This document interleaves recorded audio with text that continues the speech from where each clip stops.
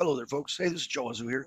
Hey, this quick video today is going to talk about padding an ASCII string. Here I got my friend David, who had a request. He needs to have a format of a string for his SCADA system, and he needs the month, date, hour, minute, and possibly seconds to always be 2 digits for this application.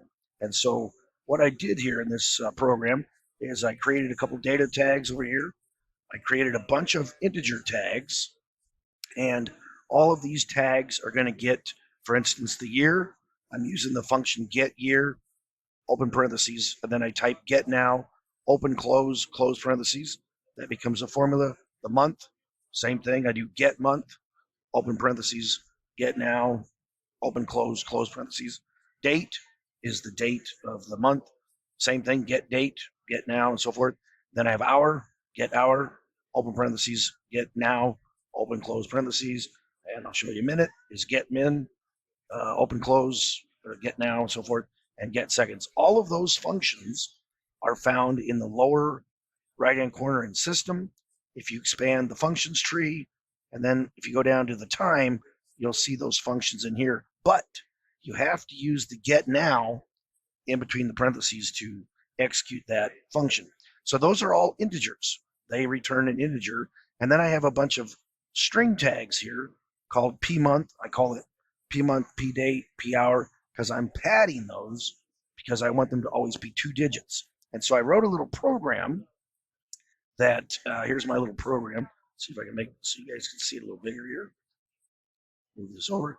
And so in the program, I declared some local variables here to get the year, the same thing I was doing in those tags, but I'm showing those on the screen. But these are local in the program here. And then I commented out the string, but in the actual application, they'll use that. But anyway, so I wanted to make this a test. And I basically say, okay, if the month, the current month is 10 or less, then I'm going to add a 0 to that and put that in a string. The as text will take the integer value of that, make it into a ASCII string. So 0 plus that makes it 2 digits. If the month is already month 10th or 11th, then it'll keep the month as is. Same goes down here for the date. If the current date is October 1st, 2nd, 3rd, whatever, that's December right now, but that would be the case for the date. Otherwise, I keep the same. Same goes for the hour down here, the minute, and so forth. And then in the end, I take all of the P values that are my padded values, and I put them together as a complete string with the years already 4 digits, so I'm not having to mess with that. But the month, date, hour, minute, second is there. So then on the display page, I've got those the tags that are here. These tags are showing up right here, and then these are going to execute when I press the button. It's going to create that string. So let's try this out. I'm using the emulator in Crimson 3.2, which is awesome for this, and it's going to shut down. So there it closes. Let me go ahead and download a fresh version. There we go. That beeping you hear is that. All right, let me go ahead and download this to the emulator. Here it is. So you can see here I've hit the run program, and you can see it puts together those fields. So I probably should pause that for a second here. So I wanted to pause that for a second because I want you to see the current time right here, 56 seconds. But watch, when it rolls over to 0, as you see, as every time I run that, I'm padding that field to have 2 digits there for the seconds. Now, once it gets to 10 or greater, it'll automatically stay that way.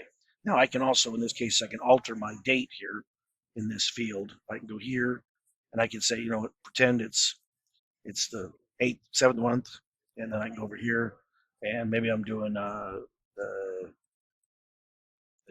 different day. There you go. Let me pick something different like that, and it's 7 o'clock, right? It's running, and we'll go down to a lower minute here.